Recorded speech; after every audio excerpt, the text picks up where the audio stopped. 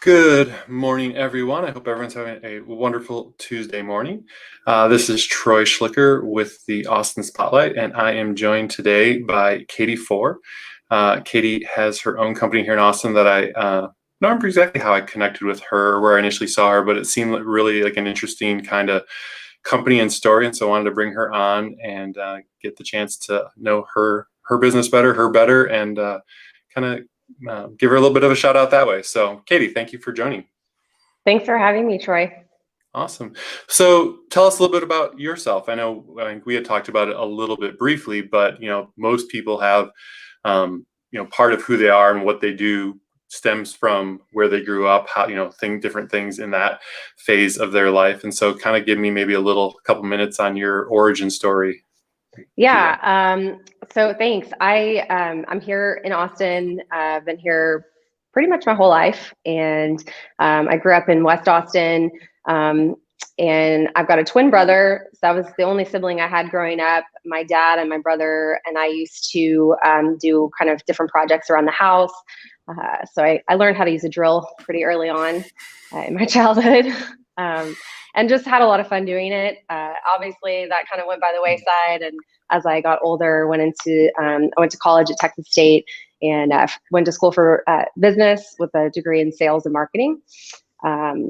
Afterwards, I went to work for a company for the last probably 13 years prior to beginning this business, was working in a high-end men's custom clothing business. Always really intrigued me, the fabrics and fit and measuring. And as I got to know my clients over the course of my career, I realized a lot of them were in need of additional help, majority of them being men. And a lot of them had asked me over the years just for advice on their home interior spaces, organization, wardrobe, all of the mix. And as I kind of came to have a passion for the clothing side, I had also reawakened the passion that I had from earlier years working with my dad and my brother on various home improvement projects around the house. And that's kind of what led to the birth of the Elevated Stag. Nice. So yes, you mentioned obviously the name of your business, the Elevated Stag. What does it kind of encompass? What does it do? Yeah, so I mainly focus on a specific niche, a demographic, primarily men, single guys that are either pre-marriage or post-divorce, looking for somebody to come in and kind of help them to elevate their spaces.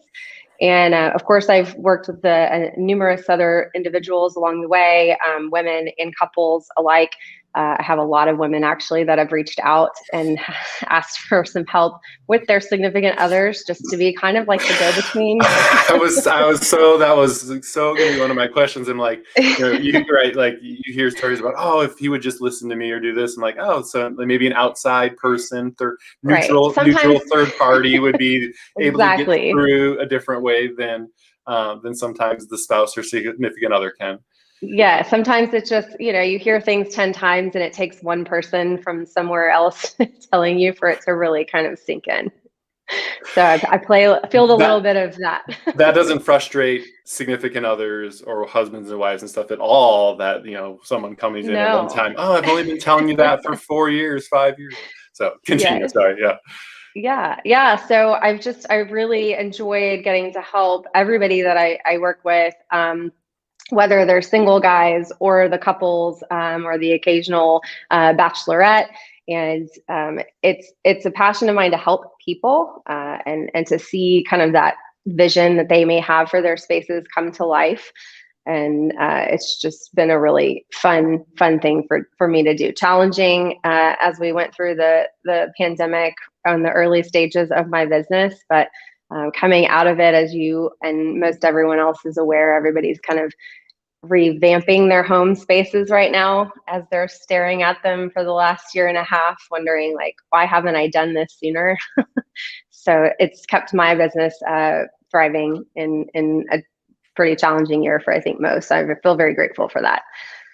Yeah, you mentioned that as a realtor, right? We obviously, when the pandemic initially hit back last March, April and stuff, it kind of shut everything down because no one knew what was going to happen. But we've seen in the housing market that after that time frame, because there still was some uncertainty, but because people were spending so much more time at home, that it actually really increased people wanting to make their home spaces more livable. Obviously, you're now having to do an office from home for a lot of people, maybe wanting to use the Right. backyard more because you can't go out to eat. Did you see that pretty early on in your business as well too, that people, Yeah. maybe they're not wanting to go out and buy a bunch of clothes because they don't have to go to the office and stuff as much, but hey, I want to step up my house and make that more comfortable, more livable, because now I'm spending 80-90% of my time here instead of 50% of my time here. Yeah, absolutely. And I always joke that I should have bought a lottery ticket early on, because I think I chose the right time to get out of the custom high-end clothing business and into the home improvement space. I left my last role in January of 2020. So less than a month and a half later, where we were, like you said, stalled pretty much. I was about to start several renovation projects and just had to hold off because we didn't know what things were going to look like. And we're stalled for a good probably 2 months before we were able to kind of get back at it again.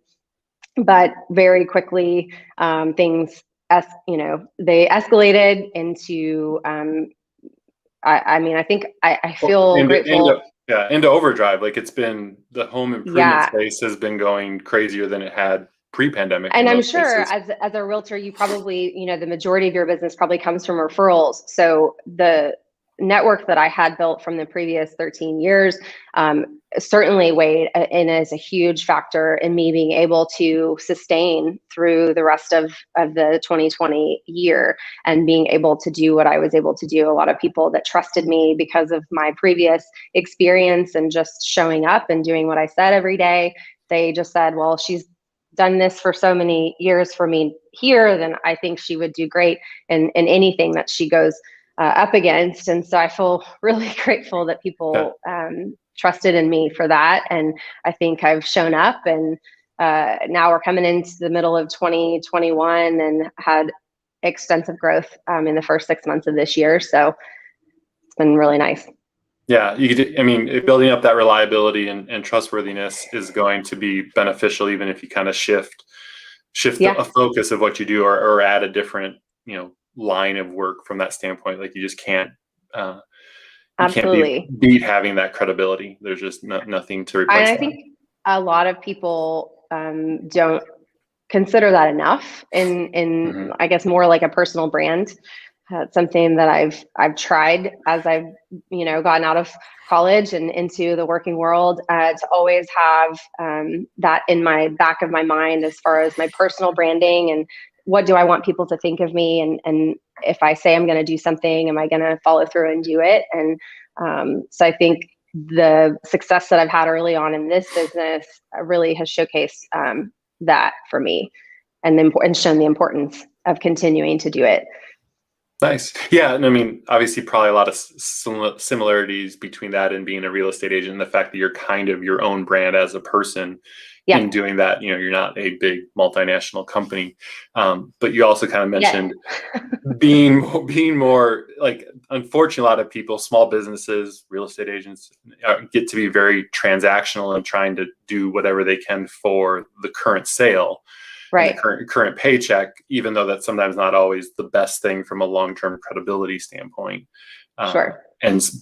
But it's harder to quantify sometimes that this person will be a lifelong client and help you grow your business by being a repeat customer versus just that one-time deal. Right. Repeat customer and word of mouth, mentioning to others how you handled those situations is huge. It's, it's free advertising. Exactly. Yeah. And it's better than free advertising because it comes with somebody's stamp of approval that they trust. Absolutely. Yep. For sure. So you mentioned obviously being born and raised primarily here in Austin. So I'm assuming, as someone who's been here 16 years or so now, I feel close to a native Austinite, just because it seems like most people I meet are like 2 years, 3 years.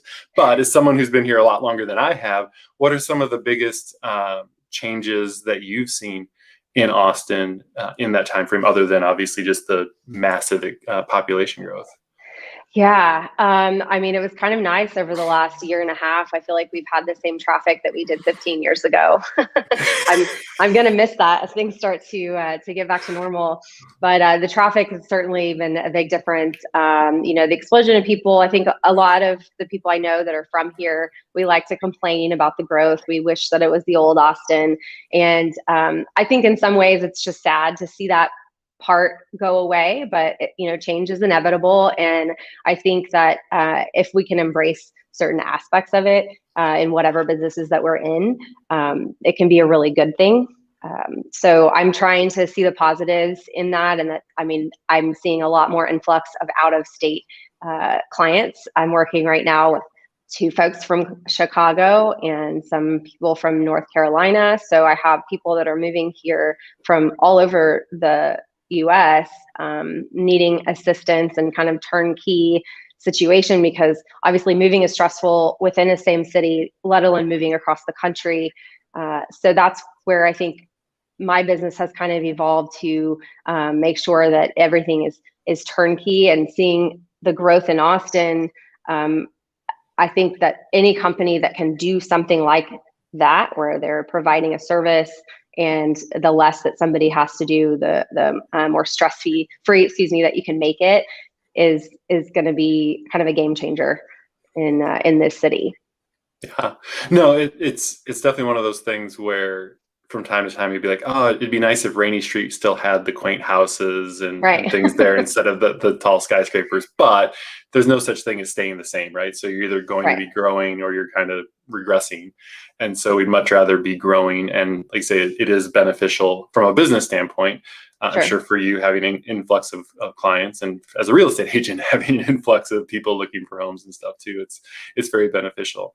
Do you, with your business, are most of your clients then here in Austin, or obviously for the home remodel, those kind of things, you couldn't physically do those in another state? I mean, you could, but that would not really be cost effective. Sure. But do you just offer some of your services virtually or remotely in that regards? Yeah, I think one of the silver linings of the pandemic is that it opened, I think, a lot of people up to virtual meetings versus meeting in person. So one of the things that I do, and those of us in our industry, we do a lot of in-person walkthroughs, and they can be very time consuming. So if you think of an hour spent with a client plus the drive time there and back, plus the time doing estimates, it can get really cumbersome if you're not managing your time well, or if you just don't have a full staff. Right now, it's just me, and I have one full-time that I just hired. So we're growing, but it's just making sure that everything is, when you're talking to people, if they're out of the state, what the expectations are of having those types of client relationships. They're going to be very different than the ones that I have that are in person, right? But I want to try to make them still feel like they are the focus. It's just going to look a little different, but I've done a few consultations in different cities in Texas. The renovation part is difficult because I don't quite have contractors and relationships with people in other cities that I can refer those clients to. But I am working on that. I'm building that business in other cities to a degree. We're still just the Elevated Stag Austin. Maybe someday we'll be Elevated Stag Houston and Dallas. But I can imagine that the pandemic has now created something for my business that I didn't even consider prior to doing that. Yeah, right. Like, and so many businesses had to do that, especially if you were a face-to-face service business primarily, that again pretty much shut off, and so you had to figure out a way to keep going or go into something completely different. Yeah, for sure. You mentioned getting your degree in business and sales, and so was owning your own business something you always felt like you wanted to do, or was that just kind of the natural progression, kind of the next step from where you were previously? How did that kind of come about? That's a great question. So I feel like I have always kind of had the entrepreneurial spirit within me. I was always the kid that was like selling lemonade on the side of the road. I had bracelets. I would make these little like lanyard bracelets when I was younger and sell them at the at recess on the playground when I was in like grade school. My twin brother Adam and I started a recycling business when we were, I want to say like maybe 11, and it called Shooting Star Recyclers. I don't even know if you'd find anything about it, but we were featured in the Austin Picayune for like one of our features. But we used to go to our clients and pick up recycling, and they would pay us. They'd leave envelopes of money under the bins, and they would pay us for like 5 cents for a milk jug or 10 cents for a Coke bottle, and we take them out to Ecology Action. This was, of course, before the city put us out of business and created their own recycling program. We had T-shirts and business cards and everything back then, and I think it was something I had always hoped to do at some point in my life. I was fortunate that the job and career that I chose right out of school was somewhat entrepreneurial in itself, because I built a business from scratch, hitting the pavement and building a book of business for 13 years. By the time I left there, I had a little over $1.5 million a year in sales. I had a book of about 600 clients that I worked with, and I enjoyed that aspect. It was 100% commission, so it was essentially if I did not go to work, I did not get paid, and I enjoyed the thrill of that, the challenge of it, knowing that I had the power to make my own income. I think has always kind of driven me versus saying somebody telling me like this is what you're worth. So I think if I could answer that, I definitely thought that at some point I would own my own business. Nice. And how has expectation met reality so far? Again, obviously COVID probably has, changed that regard, or changed it to some degree, but how's that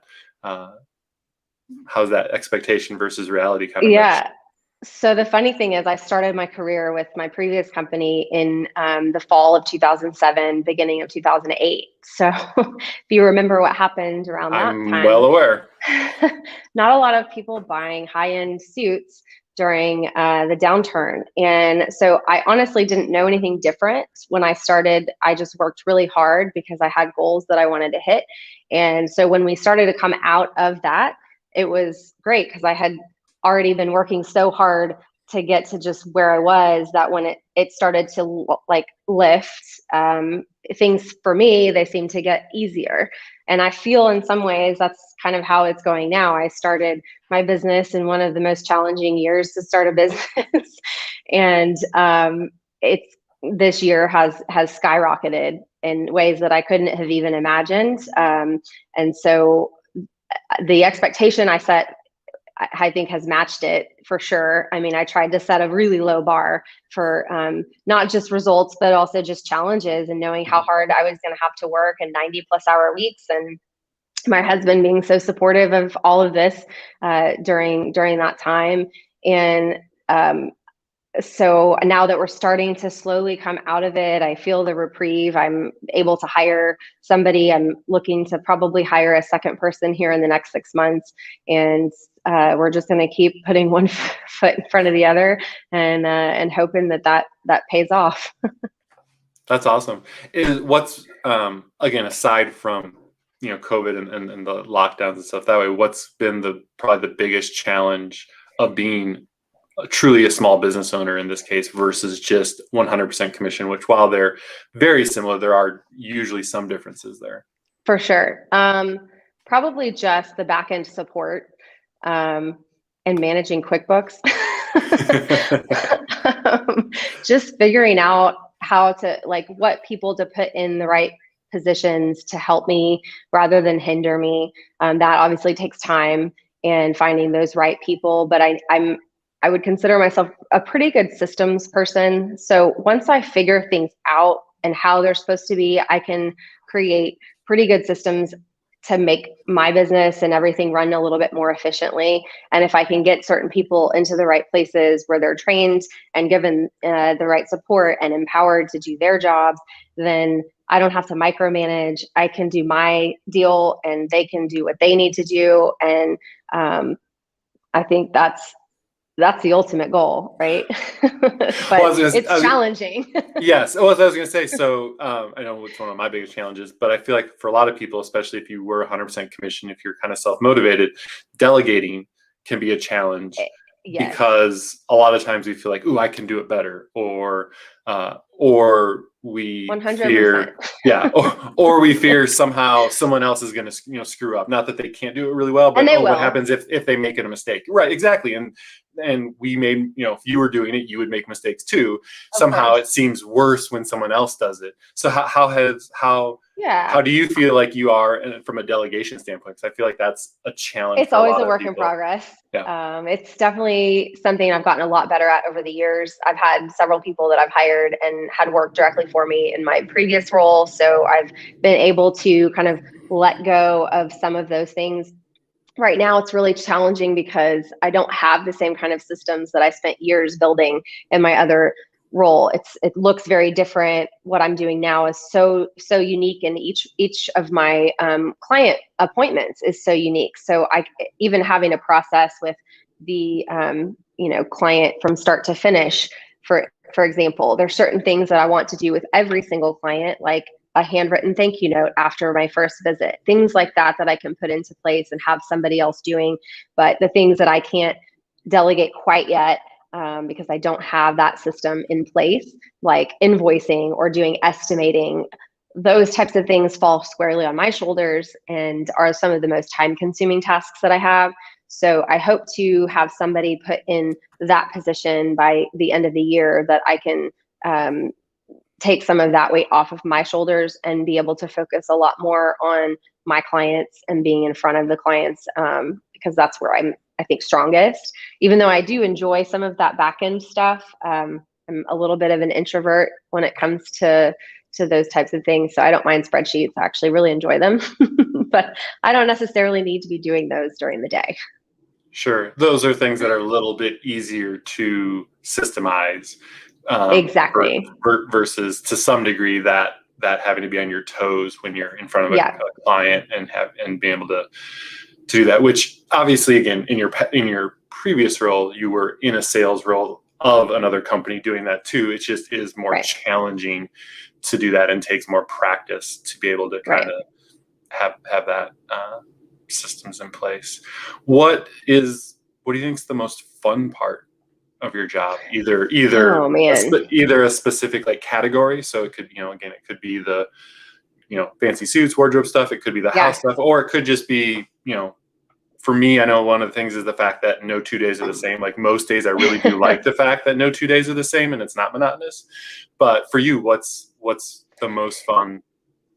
Yeah, I think the most fun is probably seeing the end results of my projects come to life. I think if I am able to see like the before and the afters and just seeing like this is something that I helped to create, it's very fulfilling. And I really enjoy that aspect of my job. I think also what you mentioned, like no 2 days are the same. I mean, no hour of like span of time in my day is the same as any other day. So it's great. It definitely keeps me on my toes. It keeps me. I have to be agile during the day. I have to be patient. It's teaching me a lot of patience, which I thought that I had just from my last role. And this is a whole nother level of patience that is required, and just managing emotions. But the learning more about myself, I think, is probably the third thing. So I would say the after is probably number one. Just having different things throughout the day that I get to be around, and then just seeing more of like, okay, I can do this. Bring it on. Like, Nice. But no, that's awesome. Yeah, like having that client that's wowed and happy with, yeah. what you've kind of brought to light, what you're able to envision for them that obviously they didn't necessarily envision for themselves, or they would have already done it themselves in most cases. Yes, absolutely. And I think also I'm hard on myself. I'm sure you're probably really hard on yourself, and that we have high expectations. That's why we're successful in our industries. So it's I'm like always second guessing, like, are they happy? Are they like satisfied with what I'm doing? Like just trying to check in with clients, making sure everything's great. And so far, everybody's been really happy, but I know that that's not going to always be the case. Sure. And so just preparing myself for when something happens on how to handle those situations, because I really feel like the majority of people who are unhappy end up being unhappy because of the way somebody handled the situation when it went awry. I don't think everything's going to be perfect, even though I strive for that sometimes. I think that when you can manage those expectations upfront, but also manage things once something happens, people trust you more. They tend to be more understanding when you can own up to, hey, look, this was my fault. We're going to fix it. Here's what we're going to do, rather than sorry, which too many people in this industry, as I'm kind of learning, have a tendency to do. Yeah, it's interesting that you mentioned that. Like, the nice part with running your own business in that regard is you really are empowered to do whatever you feel is necessary to right the situation, right? Where if you're working for another company, then it's like, oh, well, we don't do this kind of refunds. Or I mean, like you literally Right. could be like, here's all your money back. I mean, again, Exactly. hopefully it doesn't come to that, because as small businesses, that's pretty Sure. damaging. But right, you can literally do that, where again, at a big company you wouldn't. And then the other thing that's interesting too is sometimes, again, having an experience that doesn't go as well initially, but that you can turn into a positive, actually makes that client appreciate you even more, because it's not necessarily a super common thing all the time to actually confront that. And so then that actually can potentially build a level of trust that you wouldn't have gotten if everything had just gone smoothly. Yes, absolutely. And I've seen it, because construction is never perfect and nothing goes exactly the way we plan it.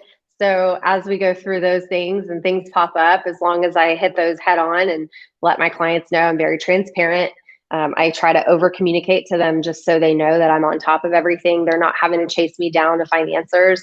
That's my ultimate goal, is like, I want to be for them how I would expect somebody to in that same position to be for me. Very nice. So with the elevated stag, what you mentioned is it kind of two or three? What are the kind of main categories of services that you provide there? Yeah, so the first segment would be the interior design, and that really is more like anything from a bathroom renovation, kitchen renovation, to just furnishing. So I have some clients, for instance, that are building new homes, but they want to have everything furnished. Or like if I have a client that needs, I have one I'm working on finishing out a basement in Westlake, which you don't hear about a lot in Texas, but he has a basement that's unfinished. And so we're finishing the basement out, and then I'll be furnishing that after that's done. And then second part is home organization. So this also kind of ties into the interiors. It's really like closets and pantries and different things that just have a tendency to kind of get disorganized or not have systems in place. So trying to help my clients make their day-to-day interactions with what they're using in their homes more efficient and save them time.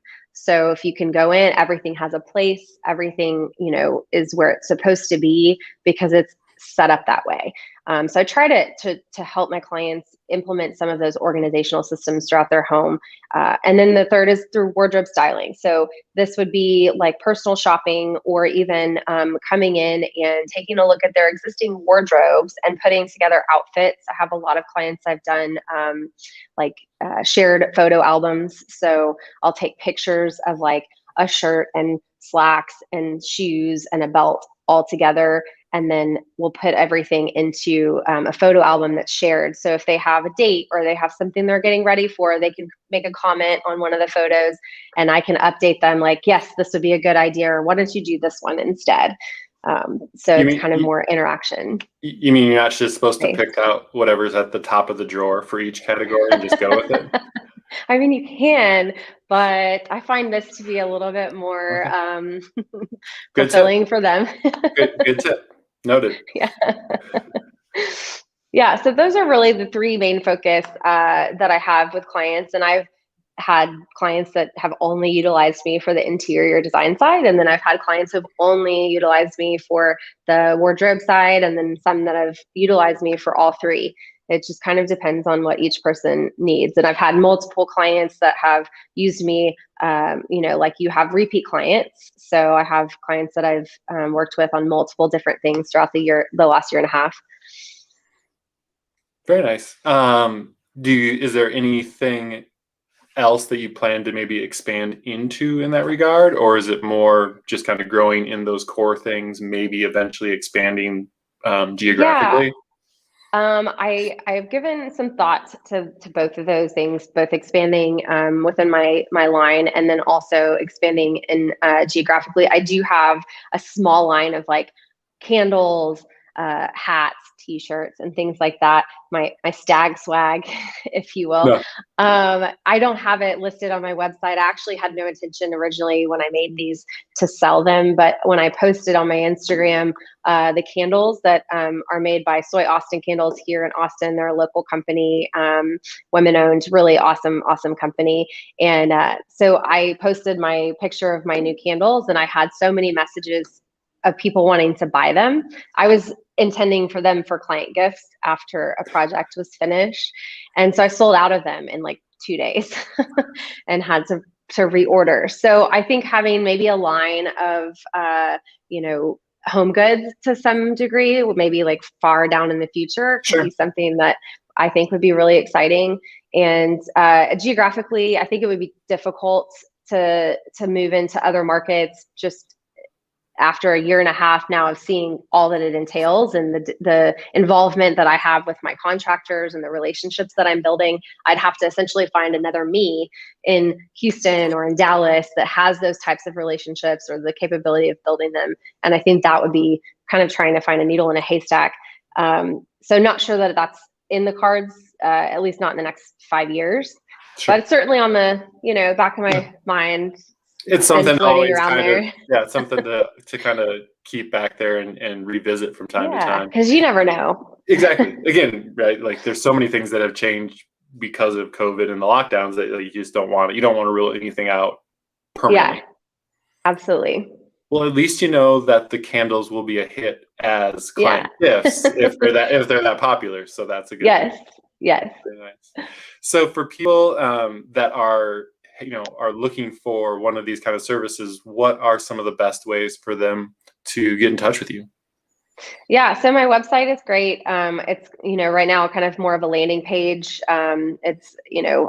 It's self-built, so it is what it is. But I hope to improve that as things progress in the next 6 to 8 months. But that's a great spot. It has links on there to reach me via email or phone call, and it goes straight to my cell phone. So anytime anybody pings me on there, I'm pretty quick to respond. And yeah, my email, katie@theelevatedstag.com, is also a super great way to reach out. And then of course my cell phone. My phone is never more than about 3 feet away from me. So, and I invested in an Apple Watch this year, so now I can have my phone down and still get now it's never away from you that way. So yes, yeah, basically. And then for people, like say, so you mentioned the candles being a big hit. Where did you post those? Instagram, Facebook? Where were those? Yeah, on Instagram. I have my Instagram pushed to Facebook, so I don't really post on Facebook much on the business page, but the Instagram page, I do a lot of stories. I try to leave my actual face or my Instagram feed more for like either lifestyle photos or my before and afters. And as you can imagine, during all of this with COVID and the delays that we're experiencing in the industry, both on the renovation and the furnishing side, I have quite a few projects right now that are in that like just about to be finished stage, but not quite there because we're waiting on like one thing. So I have a lot of pictures on there from previous projects and other things, but my stories will really be the area that, like, if you want to see what I'm doing during the day and what things are going on and happening, that's where to find it. Nice. Awesome. Well, I really appreciate you taking the time to jump on the podcast with me today, and really enjoyed it. I think it's a really cool. Again, it's definitely a more niche kind of industry, and especially to bring the two together in that regard. And so I think Yeah, it's really cool, and it's awesome to see you've had the early success, which I know will lead to future thanks. success. Thank you so much for having me. This is this is great. Awesome. Well, I appreciate everyone catching up with us. And if you liked the show, give us a like, and go follow Katie. And I'm sure she'll have a lot of great stuff on her Instagram and Facebook feeds as well. Thank you. Have a great day, everyone.